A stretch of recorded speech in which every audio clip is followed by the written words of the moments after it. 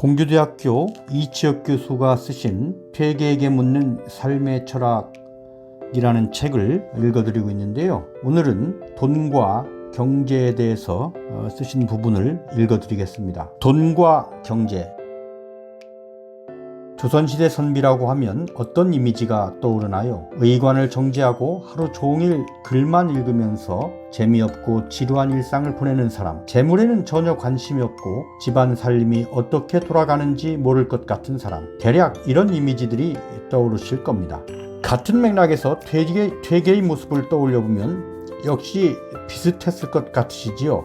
그래서 여기서는 퇴계의 다른 면모를 소개해보려 합니다.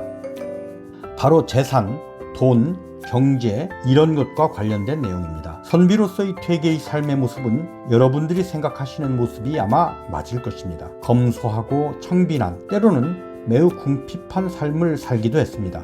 의리의리한 집에서는 살아본 적이 없죠. 여러 번 이사를 했지만 평생을 단칸방에서만 지냈습니다. 서울에서 지낼 때는 부리는 하인조차 없었고 땔감이 모자라 난방도 제대로 하지 못했다고도 합니다. 아들이나 손자에게 보내는 편지에는 가난한 형편을 토로하고 위안하는 내용이나 살림살이에 대한 걱정이 수없이 나타나 있습니다. 때로는 철저히 절약해서 어떻게든 연명해야 한다는 내용까지 보일 정도였지요. 도산소원에 가보면 지금도 선생이 살던 도산서당이라는 건물이 남아 있습니다. 9,000원권 지폐 뒷면에도 등장하는 도산서당은 3칸짜리 작은 건물입니다. 예산이 모자라서 짓다가 중지했다가 한바람에 4년이 걸려서야 이 작은 건물이 완공됩니다. 그런데 완공된 건물을 본 퇴계는 내가 본래 생각한 것은 나지막한 집이었는데 목공이 멋대로 높고 크게 지어서 이렇게 되고 말았으니 마음에 몹시 부끄럽다라는 소회를 털어놓지요. 그만큼 퇴계의 삶은 철저하게 검소했습니다. 그런데 반전이 있습니다. 퇴계가 궁핍하게 살았던 것은 정말로 가진 재산이 없어서 그런 게 아니라는 것입니다. 퇴계는 상당한 재산을 가지고 있었습니다. 무려 약 3,000두락의 전답을 소유하고 있었는데 현재의 단위로 환산하면 약 60만 평에 해당한다고 합니다.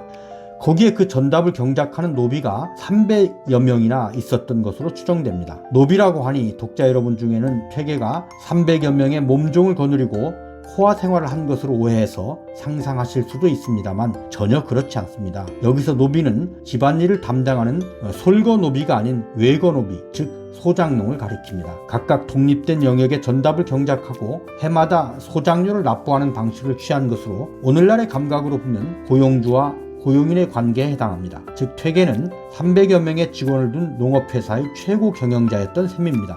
현금은 아니지만 퇴계는 상당한 재산을 소유했다고 할 수 있습니다. 그 땅에서 나오는 소출도 적지 않았을 테지요. 그래서 이 점이 참으로 이해하기 힘든 부분인데 퇴계는 그만한 재산을 소유했음에도 불구하고 평생을 검소하다 못해 궁핍하게 살아갔습니다. 왜 그랬을까요? 아마도 당시 조선사회 전반의 국가적 경제 침체가 원인인 것 같습니다. 중종 때부터 명종 때까지 조선은 연속된 흉년에 시달렸습니다. 그만한 농지를 가지고 있었음에도 불구하고 연명을 걱정해야 했다는 것은 바로 이런 전반적인 상황에서 이해할 수 있습니다. 그런데 생각해보면 지주의 입장에서 재산을 축적해 풍요를 누릴 방법이 없었던 건 아닙니다. 소장료를 높이면 간단하지요. 사실 그 많은 땅에서 조금씩만 소장료를 높여도 금세 눈덩이처럼 재산을 불릴 수 있었을 것입니다. 하지만 퇴계는 궁핍하게 살지언정 그런 방식을 취하지 않았지요. 오히려 없는 살림이지만 하나라도 더 친지와 이웃에게 베풀며 살았습니다. 퇴계는 사회적으로 상당한 지위에 있었기 때문에 다른 사람들로부터 들어오는 선물도 많았습니다. 선물이 들어올 때마다 받을 수 있는 것과 받으면 안 될 것을 꼼꼼히 따져서 많은 경우 거절하거나 돌려보내곤 했습니다. 받을 수 있는 것은 받아서 자신의 소유로 삼지 않고 대부분 친지나 이웃에게 나누어 주곤 했습니다. 재산을 거부하지는 않았지만 그렇다고 자기 소유로만 삼지 않았고 타인을 배려하고 나눔을 실천했던 거지요. 맹자는 사람들이 재물을 좋아하는 이유를 거처를 아름답게 꾸미고 부인의 봉양을 잘 받고 사람들의 환심을 얻기 위해서라고 지적한 바 있습니다. 아마 오늘날도 크게 다르지 않을 것입니다. 희소한 것을 누리는 특별한 존재가 되고 싶고 거기에서 우월감과 즐거움을 느끼고 싶은 마음이 더 많은 돈을 욕심내게 만듭니다. 오늘날 돈은 한마디로 즐거움의 구매권이라고 정의할 만합니다. 그렇다면 퇴계에게 재물이나 돈은 어떤 의미였을까요? 퇴계는 돈으로 즐거움을 살 수는 없다고 생각했고 그럴 필요도 없었습니다. 자신이 하고 싶었던 일이었던 학문에서, 사람들과의 관계 속에서, 또 일상의 모든 일에서 충분히 즐거움과 행복을 누릴 수 있었기 때문입니다. 퇴계에게는 그것을 벗어나는 행복은 없었던 것으로 보입니다. 다만 그러한 즐거움을 누리기 위해서는 내 육신이 살아있어야 하기 때문에 돈은 그 육체적 생명을 이어갈 수 있는 최소한의 물질 획득을 위해 필요한 것일 뿐이었지요. 그렇기 때문에 그 외의 남은 재물은 가난한 사람들과 흔쾌히 나눌 수 있었던 것입니다.